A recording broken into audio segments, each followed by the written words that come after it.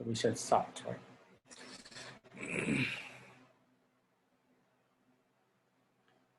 So shall we start? Namo tassa bhagavato arahato samma sambuddhassa.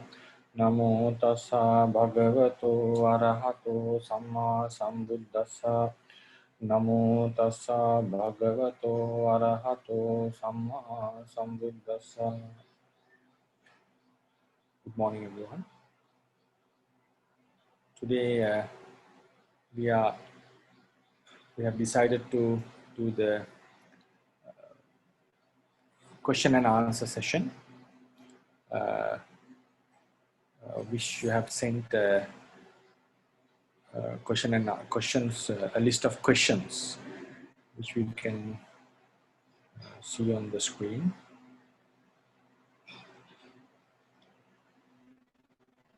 I hope everyone can see it. So shall we start from the order, right? So we'll go step by step. What does mean by udana? Udana is normally translated as the utterance. Some translated utterance. This udana has, if you go to the lecture notes, has there are normally the udana is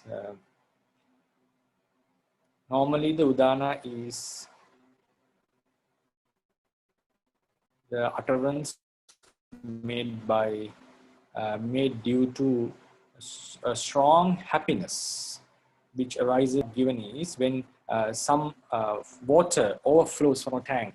What cannot be held by the tank overflows. Then when we put some measure any liquid with a certain container, when the part that cannot be held by the container overflows. So likewise, when the mind is filled with piti, filled with happiness, when it cannot be held, that happiness cannot be held by the mind, it overflows as an udana, as an utterance. So that is the normal way of explaining udana. Sometimes it can happen due to dhamma samvega also, dhamma samvega. So udana, the cause of udana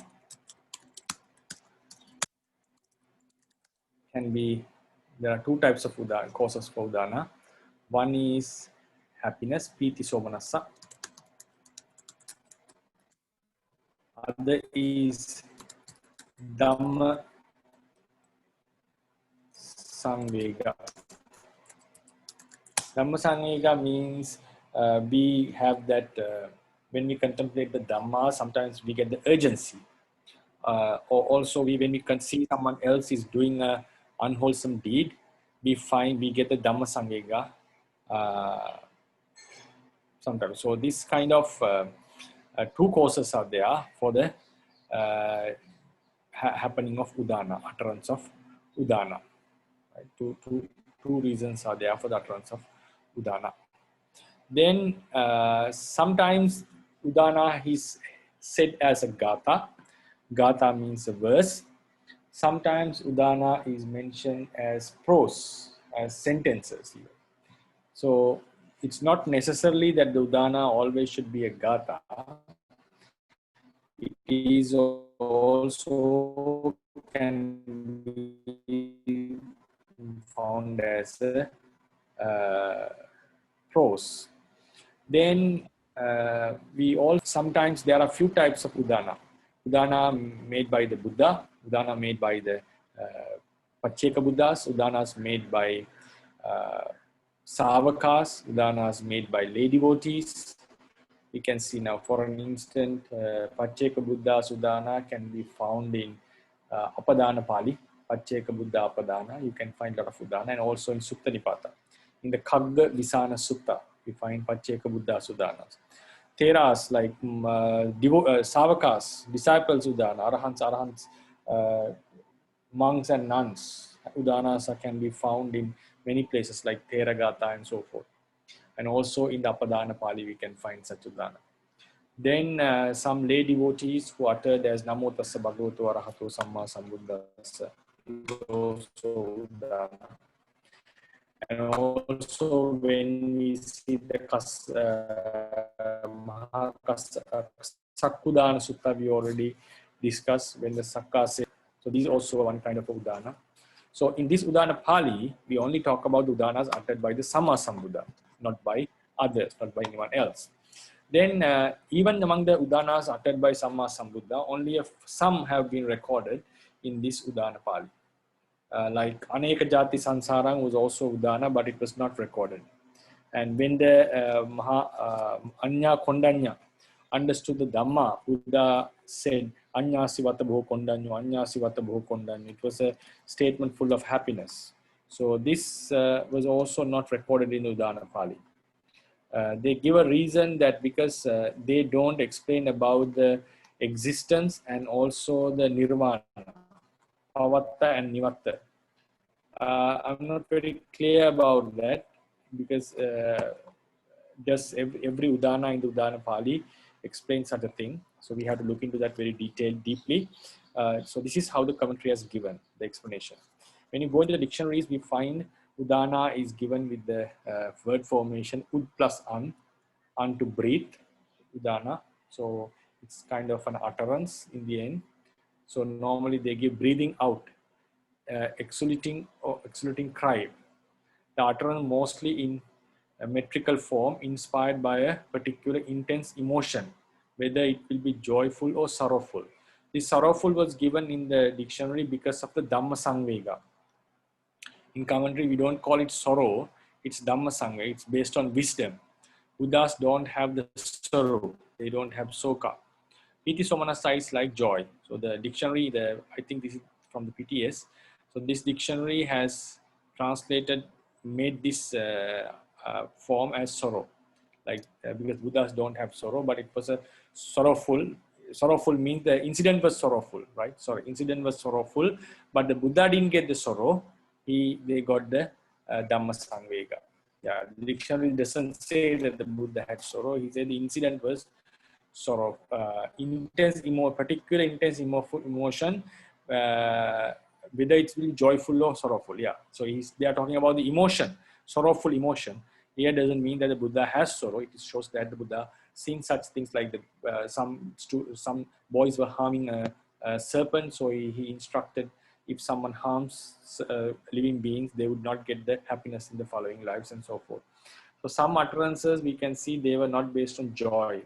But some utterances, when the Buddha saw that I'm free from such suffering, the joy arises in him and it comes out as an udana or an utterance. Then we also want to say, then ud plus an is to breathe.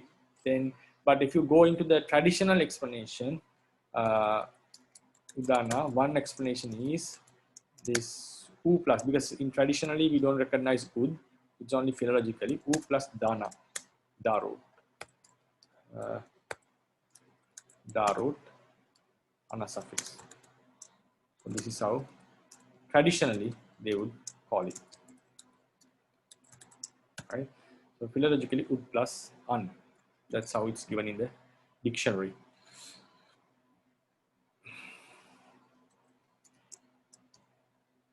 Then this is traditionally.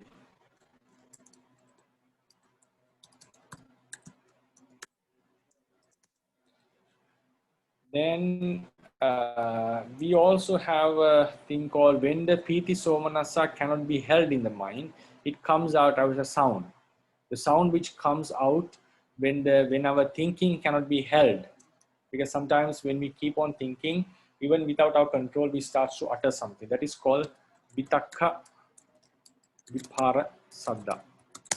Vitakka Vipara Saddha is that we can experience sometimes when we keep on thinking about something, it can be good or bad, without we are being aware, sometimes we utter words. So these words are called Vitakka Vipara Saddha. Sometimes we utter it because of unwholesome thoughts. We are pondering or we are lost in certain emotions. So at that time, when we keep on thinking about something, automatically we used to say something. So that is also Vitakka Vipara Saddha. Udana also comes as a Vitakka Vipara Saddha when the pitch, blissful thing or thing related to Samvega, Udana comes out, the utterance comes out. Then there was an idea about in ancient books that Vitakka Vipara Saddha cannot be heard by the Sota Vijnana, but that is rejected in our traditions, that Vitakka Vipara Saddha can be heard with the Sota Vijnana. So Udana also falls into this Vitakka Vipara Saddha. So this is what I would like to share about the Udana, the question. I'm not sure what was the intention of the questioner. So this is what I would like to share. So if you have any further questions, please raise now.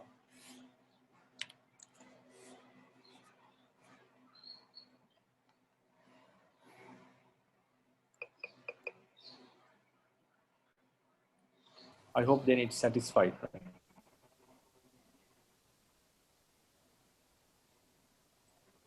Then we'll move to the second question.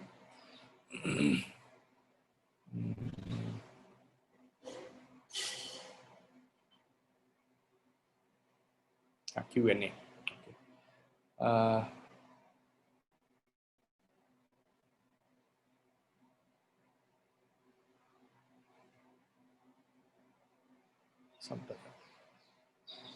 Q&A. Then the second question is regarding the samasa of the word asesa viraga nirodha. According to the Attakatha, it explains as viraga sankatena maggena asesa nirodha. Nirodha is ablative case because of the cessation. Nirodha is cessation. Asesa means without leaving anything, without any remnant, completely. Right? Without leaving anything is called asesa. Then maggena, by the path, noble path. Maggena refers to the noble path. Then viraga sankatena is a modifier of magga. Sankata is called. So magga is called viraga because it removes the raga, the lobha. So the eradication, nirodha, is causing something to cease here. Actually, nirodha means the cessation. That cessation was caused by the magga, done by the magga, which is called viraga. Asesa means without leaving anything. So when you look into this sentence, look into this samasa formation, we find viraga sankatena maggena. So this part, out of this part, this is the nature of Pali in samasa, viraga sankatena maggena. So when we have normally two words with the same word in the same case ending in samasa, we can drop one word. That is called, it can be done, the first word can be dropped, the middle word can be dropped, the last word can be dropped. It's not necessarily that it's always should be in same case ending, but normally if the same case ending is found in two nouns, sometimes we drop something. Or actually the word is already formed, so when we want to explain, we give the vigaha, we give two words using with the same case ending. So here the word is viraga, asesa viraga nirodho. So viraga is found in the original word. So what we do is we explain what is viraga. Viraga is magga. So that magga which is called viraga. So out of these two words, we take only viraga. Viraga. It's not necessarily that you have to take all the words in the vigaha sentence. Then we find asesa nirodha. Asesa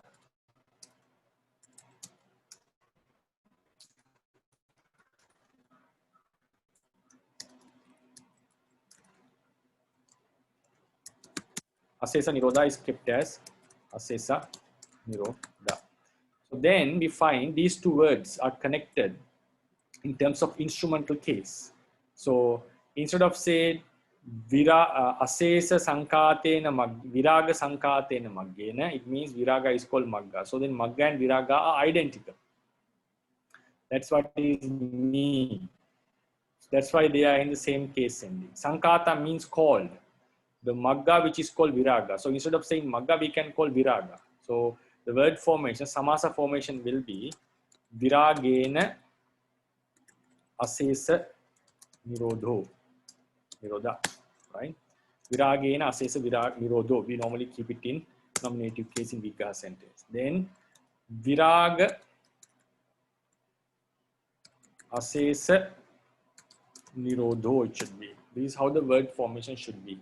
Viraga asesa nirodho. But when you look into the answer, we find asesa viraga nirodho. This is what we find. Asesa viraga nirodho. So what happened? This asesa, the part asesa, which I call it red color, has shifted to the front. A kind of vipallasa, like place has been changed. Asesa has come forth. So if you look into the word order, asesa viraga nirodho, right? So actually, the asesa nirodha means the cessation without leaving anything, and that was done. There's no remnant. So how now viraga does the cessation without leaving anything. So asesa nirodha should be together, viraga should be separate. Like it should be asesa nirodha should be a one word. That's why the commentary gives such a definition. So these kind of, when we combine, do samasa, sometimes samasa is made. Now normally samasa should be, we normally say yuttatto samaso.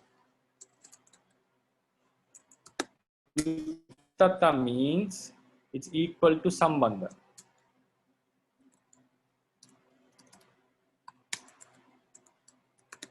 Sambandha here means words with the sambandha, words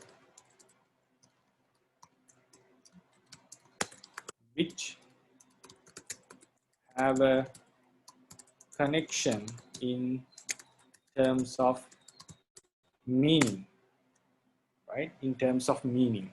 Now, when we say Ranyo Brahmanassa Putto, the son of the Brahmin, we call Brahmana Putto.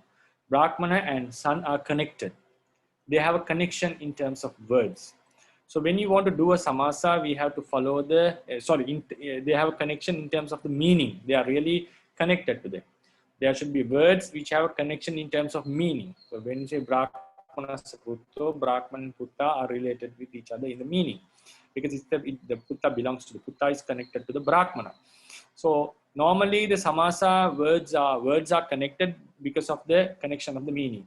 But in some cases, we have ayuttatta samasa.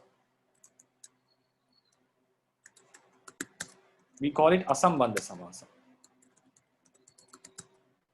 Right? Asambandha. Asambandha means words. So in the asambandha, ayuttatta samasa and asambandha samasa, we can show yuttatta samasa, sambandha samasa. Words which have a connection in terms of meaning are combined. Here, words are words which does not have a connection in terms of meaning are combined. It means we don't consider the connection of the meaning. Here you can see all words are, overall they are connected with each other. That's true. But this word order doesn't have a meaning. Actually, the meaning is viraga asesa nirodha. But the words are formed asesa viraga nirodha. So, but a person who has the skill to combine them somehow get the meaning and understand it. That's the nature of human mind. But if you go in grammatical point of view, grammatical explanation, we find the word order doesn't match in terms of meaning. So these are called ayuttatta samasa. These samasa are just the words are connected. These words in overall, they have a connection, but when they are connected in that way of connection, they are not they are not connected in terms of meaning. Right? Words which have it's better to say words are, we can say, samasa, in which words are in the order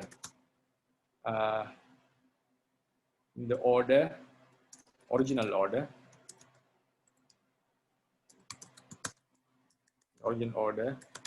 which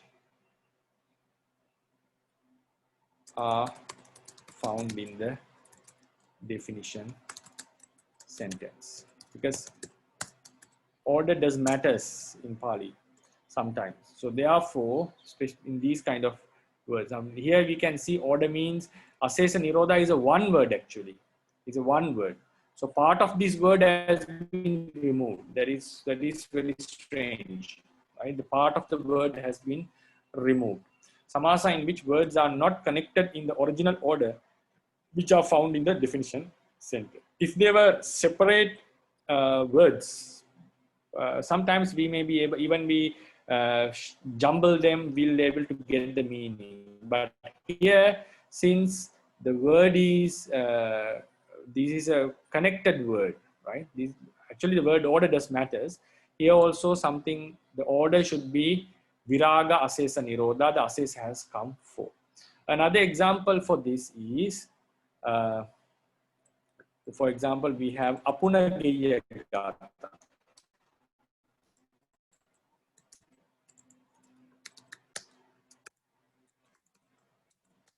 Right? Apunageya gata.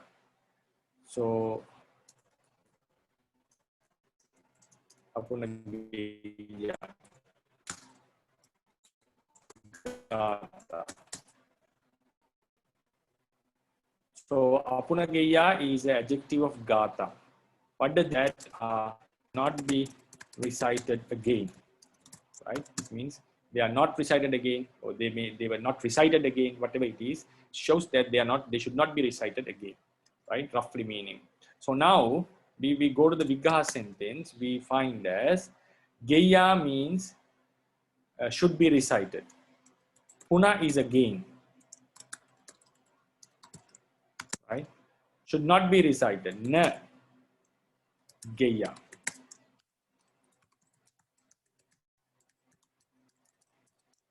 Right? So na change into a in samasa.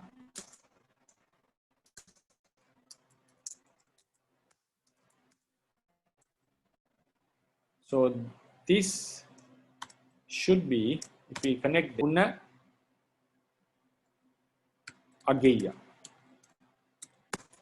or we have to be puna geya. This is what should the samasa should be. But somehow what has happened, a has come front, this a, right, has come in front. This should be the word, but a has come in front, and then puna. So if we, I'll just leave this because this can lead to confusion for some students. So if we divide them, this is how the word should be, puna ageya.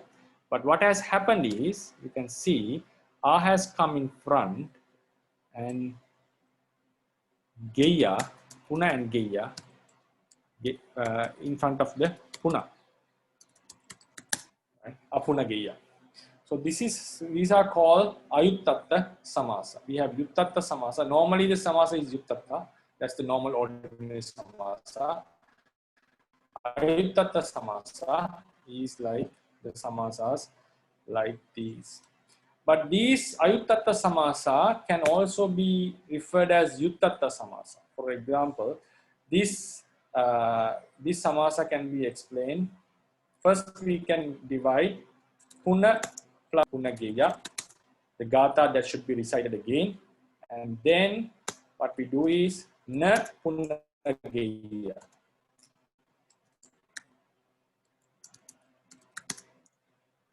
It's not the verse, something other than. Punageya means the verse that should be recited. Again is Punageya means should be recited. A verse that should be recited. Na Punageya means something else, means something else than the verse that should be recited. It means that should not be recited. So it becomes Apuna Geya. So these are also a way of construction. These are it's alternative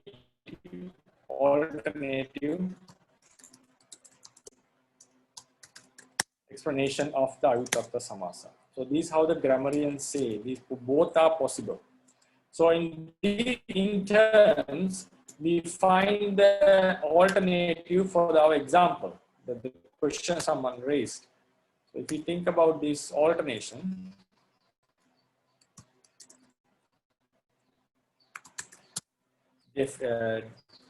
definition of the word asesa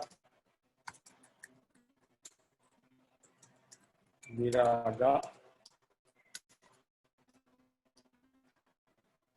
nirodha, we can have a definition like, first we bring viraga, is become viraga, and we bring it as an adverb, asesang viraga nirodho, become asesa viraga nirodho, or we can bring it as a kammadarya, aseso viraga nirodho, asesa viraga nirodho. So here it's a Dvitiya Tappurisa. This is an adverb like viraga nirodha means eradication done by magga without leaving anything. And then the eradication done by the magga as an adjective, aseso, which doesn't have anything. Like here says the eradication was done, the action was done leaving without anything. This is the eradication, or cessation was done. Sorry, cessation was done. There was a cessation. Cessation was done without leaving anything. Here, the cessation which doesn't have anything left, right? So this is a Dvitiya Tappurisa.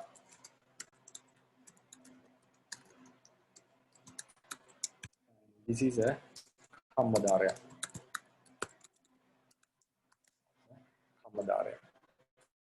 So now, if you go into the commentarial explanation, we find it is a Ayuttatta Samasa, because the Vigaha given in the commentary is has come in front of the Viraga. So it's Ayuttatta Samasa according to the explanations. Yeah, if you have any questions regarding this point.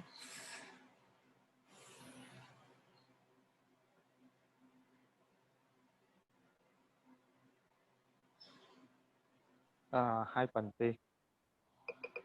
Yes. So the Ayuttata, that's the naming, that is a different category. It doesn't belong to any other. Dr. Ryan, sorry, I cannot hear your voice a bit. I cannot hear you. Can you hear me now? Yes, now it's okay.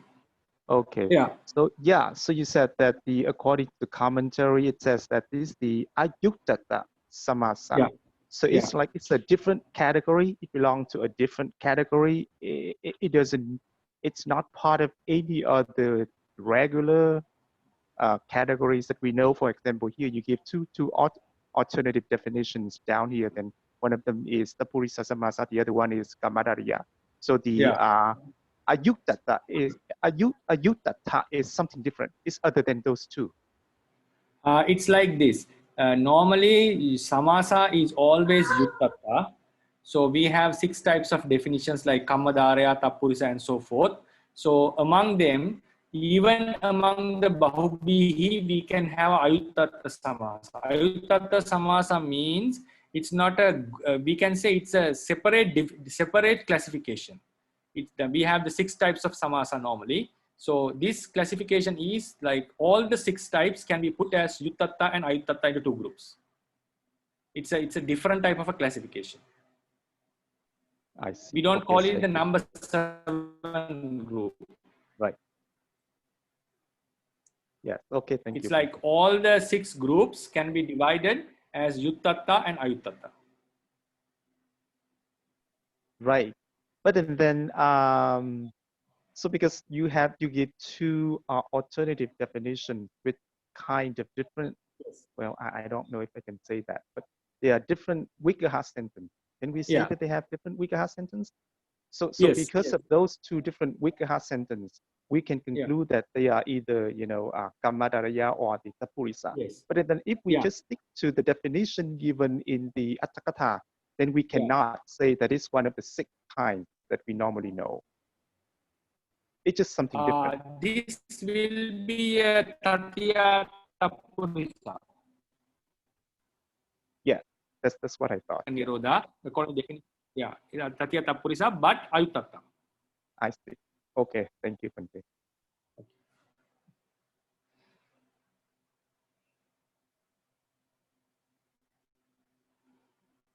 Any other questions regarding this point?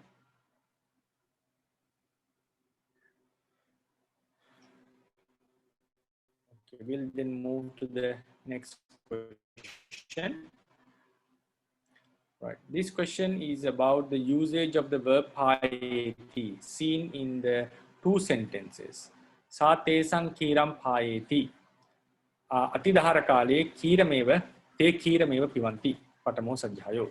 So these are the stories that we shared, the short stories. So sa tesang kiram payeti. So like the small cats. So the mother is feeding them. Atidahara kale te kirameva pivanti. So these kittens drink only milk. So in this sentence, we find a normal verb. Here we find a causative verb. The verb pivati is the transitive verb, and its causative form is payeti. So I think everyone know we have causative type of verb. Causative means you make someone else to do a certain action. So normally if you drink by yourself, we call pivati. If someone else makes you to drink, if someone else feeds you, we call it payeti. Bunjati is you eat by yourself. Bojapeti is someone else feeds you, makes you to eat. Traditionally, I would expect that the sentence to be Sate kirang payeti. The mother makes the children to drink, because we normally in Rupa Siddhi we say the causative, in a causative verb.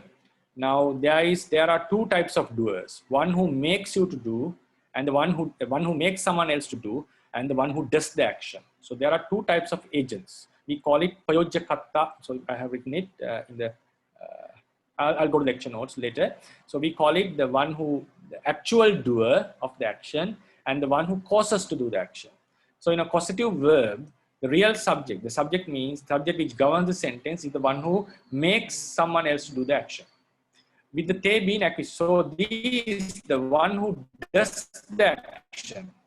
This means one who is under instruction, one who is caused to do the action, is written in normally in accusative or instrumental case. That's how we find in Rupa Siddhi. So this can be written in te or tena. We have 2 cases given. An evidence for this sentence is provided here with the verbs payeti used in ampatte kale bante gilanakam besajjang payeti. Then we have, you can see, bilanakam besajjam payeti. The one which is drunk, the medicine which is drunk is also accusative. The one who is caused to be, the actual one who drinks, it means someone else is causing this sick person to drink. The sick person who actually drinks is also written in accusative case. But in the sentence, it's patamo sajjayo, tesang is dating. I suspect that this is so because here the word payeti has been given in the meaning to feed. Yeah. So this tesang, you can see in this sentence, we have a word called tesang. So actually this word is not a dative case, it's the genitive case.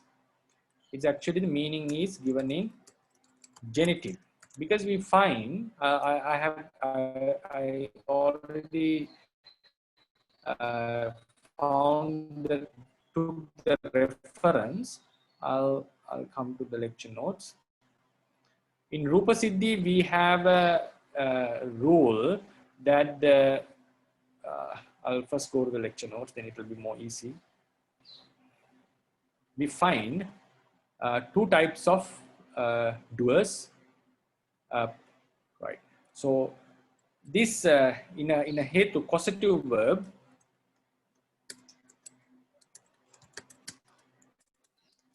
we have two types of doers.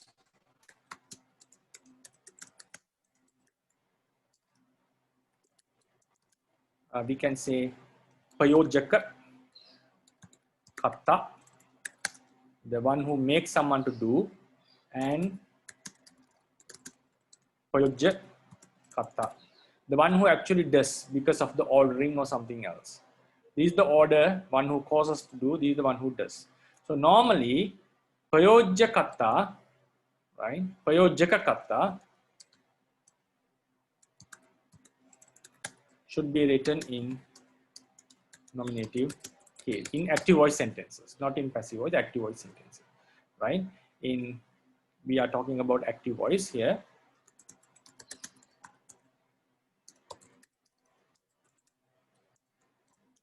Then the payojya katta,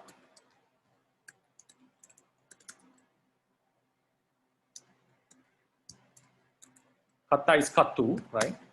Can be written in accusative or instrumental according to the Rupa Siddhi. But if you go into Kachayana, Kachayana gives payojaka kama. This payojya katta can be called payojya kama also, payojya kama or payojya kattu, right?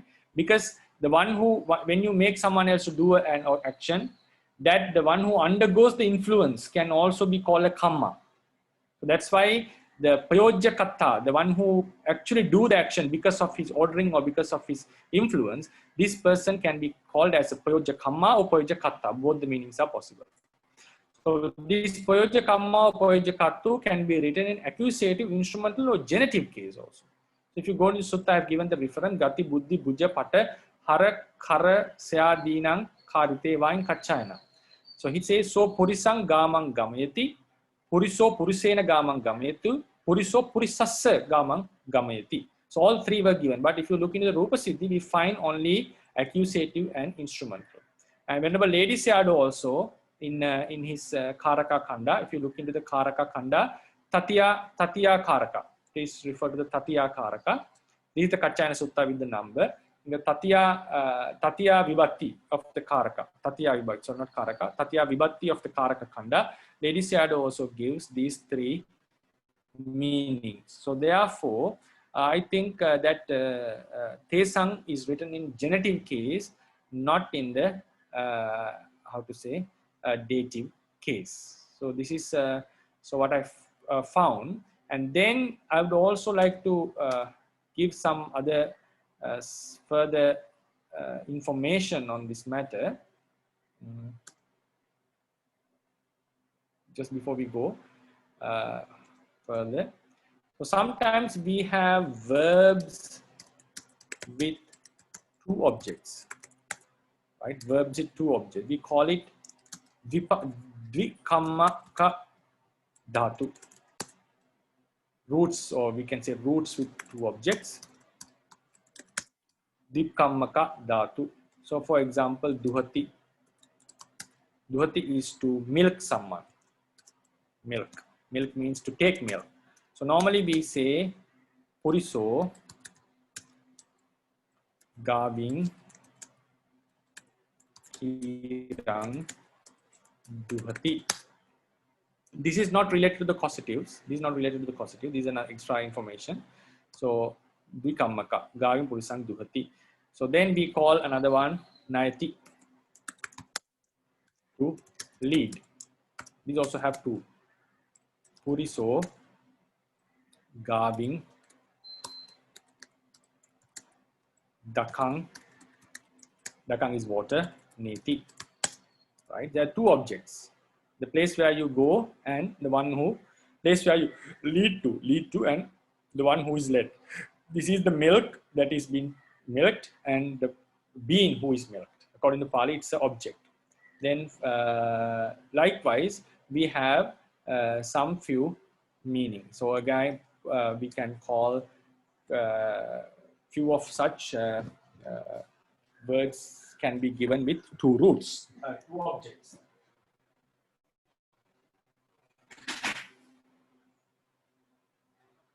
So these words with two objects. Now, Lady Sayadaw in the Dutiya Vibhatti in the Karaka Khanda has also mentioned is that has also mentioned. Now this in these sentences, the kirang is the main kamma. Here the gaving is the main kamma, because what you milk is the milk, and you take the milk out of a cow. That cow is also as an object in Pali. So here whom you lead is a cow, and the place where you lead is the water. So this, we have two types of kamma. Two kammas are Khatita kamma. This is also called Padana kamma, main kamma. And then Akatita. We call it not main, subordinate, or the secondary kamma, we can call. We call it Appadana actually. Appadana means not main. Appadana kamma. So what he suggests is in the Dutiya, in the Karaka Khanda, this Katita kamma should be written in such cases, should be written in accusative case. Akatita kamma can be written in other cases also. So here, instead of saying this, we can also use Puriso Gavito from the cow, or we can say Gavya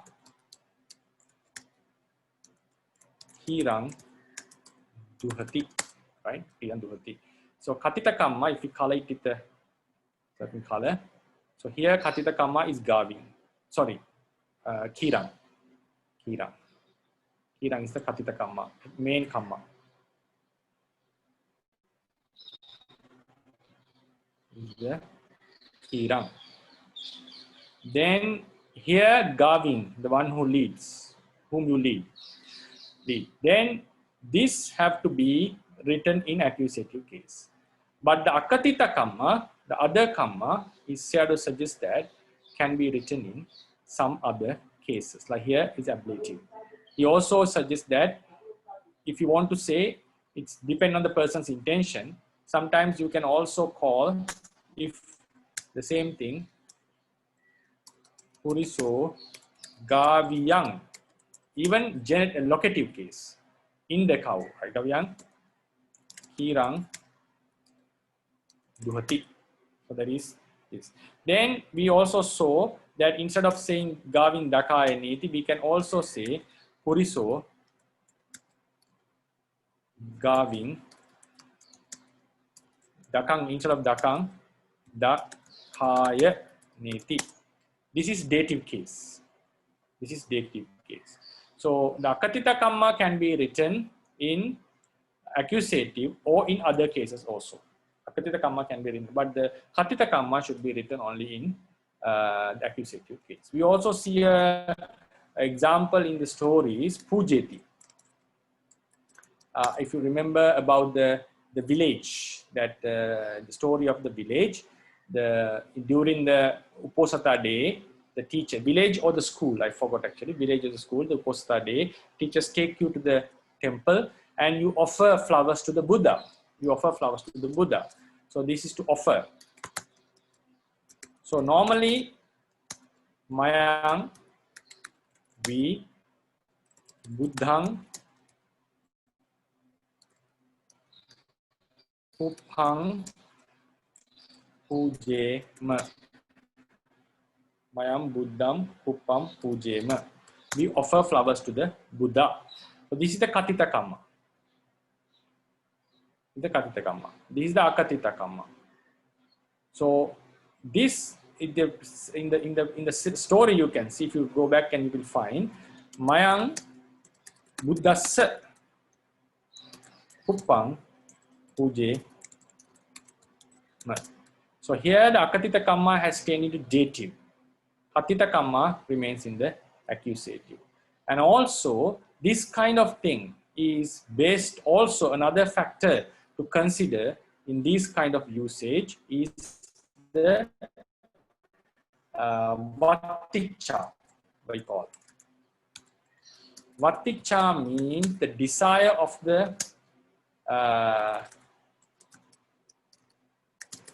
the sayer, one who speaks. So if he wants to emphasize that Buddha as an object in offering, you use the Buddhang. If you want to say that the offering quality is given, then we give we call it Buddhasa. We call it Buddhasa because the offering nature is given, not the sometimes Pujeti means offer to respect means we call it venerate. If I go to the dictionary to find the Pujeti, we have few meanings on Pujeti. Honor, respect, offer someone with the devotion, right? So these are the words, meanings that we normally get in a dictionary, right? So therefore, sometimes if we take the word Pujeti,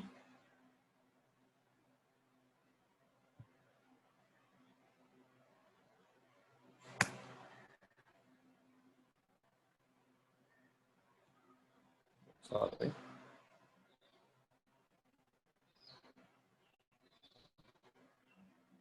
Right? Honors, respects, offers something with devotion, and so forth.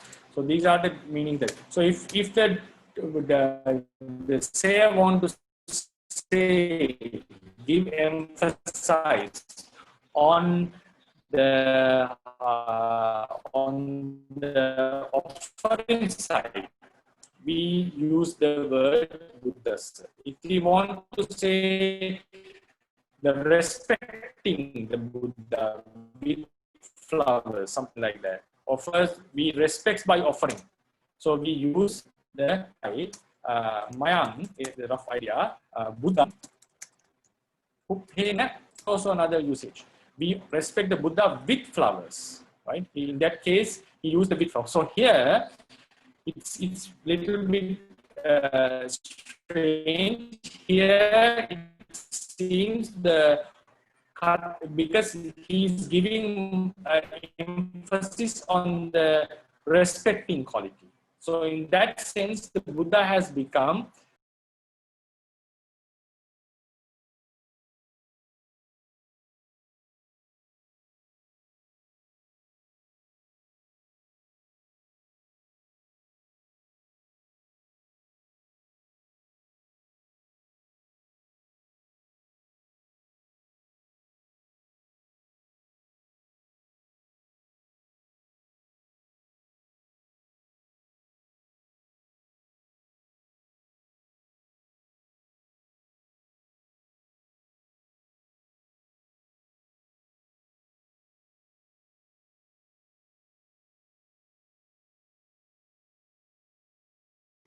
hello, can you hear me? Yes, Bante, we lost you, Bante. Oh, sorry.